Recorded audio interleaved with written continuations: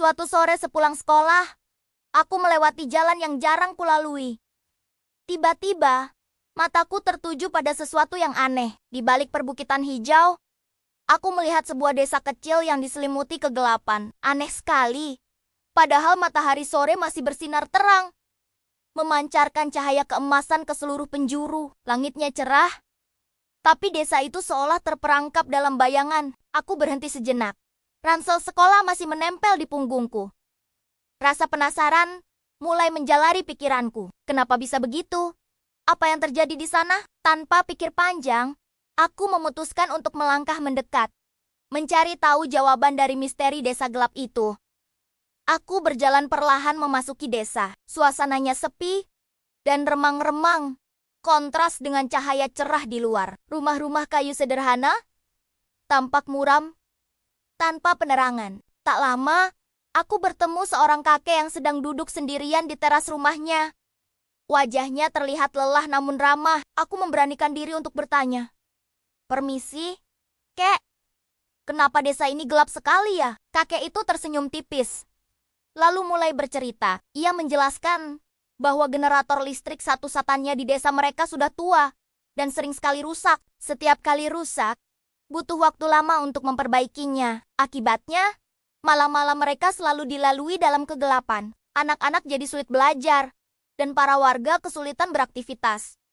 Mendengar ceritanya, hatiku terasa tersentuh. Aku bisa membayangkan betapa sulitnya hidup tanpa cahaya di malam hari. Sepanjang perjalanan pulang, cerita kakek itu terus terngiang di kepalaku. Setibanya di rumah, aku tidak membuang waktu. Aku langsung berlari ke halaman belakang, tempat temanku Mira dan Rafif biasa berkumpul. Dengan napas yang masih terengah-engah, aku menceritakan semua yang kulihat dan kudengar. "Kasihan sekali mereka," kata Mira dengan raut wajah prihatin. "Pasti susah ya, kalau malam-malam gelap terus," tambah Rafif. Saat itulah sebuah ide cemerlang muncul di kepalaku. "Teman-teman," kataku dengan semangat, "bagaimana kalau kita bikin sesuatu untuk mereka? Bagaimana kalau kita bikin lampu tenaga surya?" Mata Mira dan Rafif langsung berbinar. Tanpa ragu, mereka berdua serempak menjawab, "Ide bagus, ayo kita lakukan." Kami pun bersemangat merencanakan proyek kecil kami untuk membawa terang kembali ke desa itu. Keesokan harinya, kami langsung memulai misi kami. Langkah pertama adalah mengumpulkan bahan-bahan yang dibutuhkan. Kami berkeliling lingkungan sekitar, mencari botol-botol plastik bekas yang bisa kami daur ulang. Kami juga mengumpulkan sisa-sisa kabel dari gudang rumah.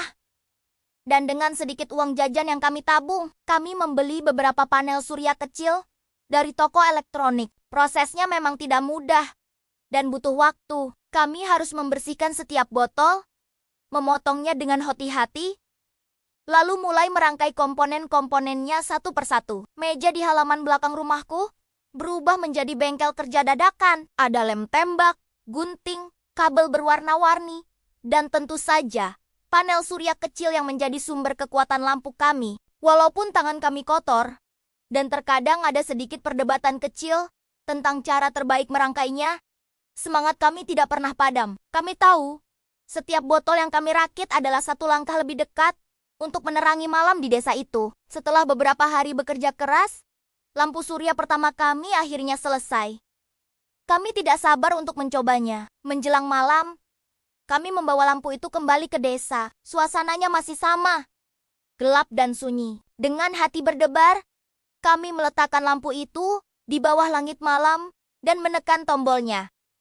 Awalnya, lampu itu menyala, terang, indah, dan penuh harapan.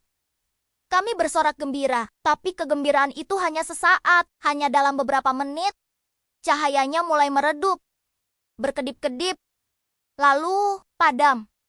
Seketika, kegelapan kembali menyelimuti kami, bersama dengan rasa kecewa yang mendalam. Kami menatap lampu yang mati itu dengan lesu. Wajah kami yang tadinya ceria, kini berubah muram. Rasanya semua usaha kami sia-sia. Namun, di tengah kekecewaan itu, aku melihat kilatan di mata Mira dan Rafif.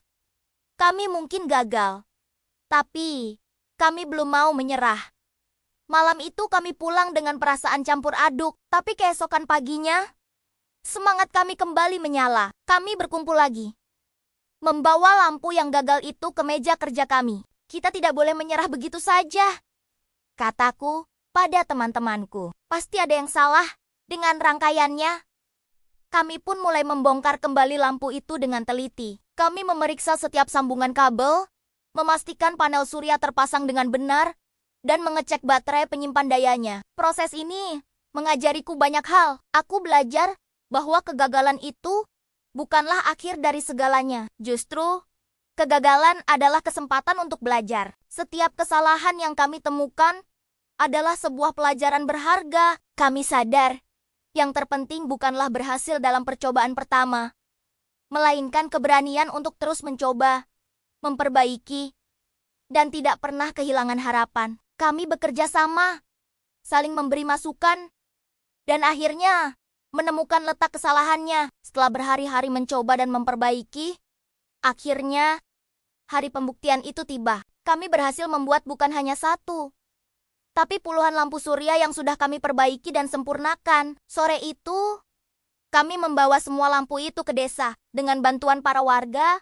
kami memasangnya di depan setiap rumah, di sudut-sudut jalan, dan di area berkumpul. Saat malam tiba dan kegelapan mulai turun, satu persatu lampu itu kami nyalakan.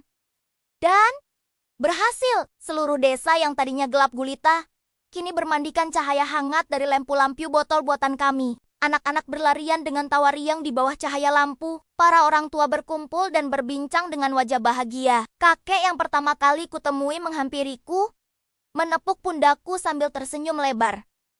Matanya berkaca-kaca, melihat seluruh desa menyala, dan semua orang tersenyum bahagia.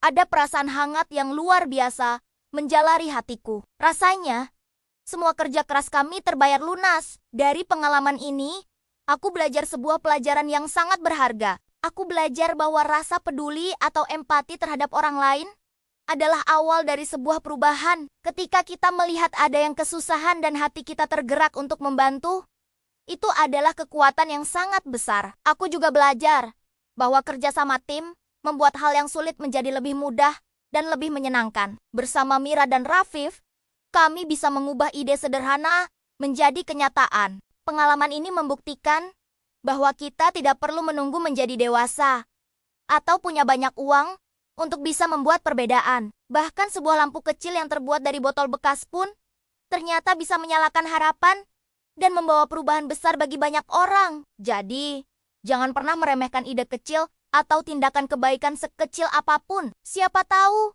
dari situlah cahaya perubahan akan mulai bersinar. Terima kasih sudah menonton. Jangan lupa untuk like dan subscribe ya. Sampai jumpa di video selanjutnya.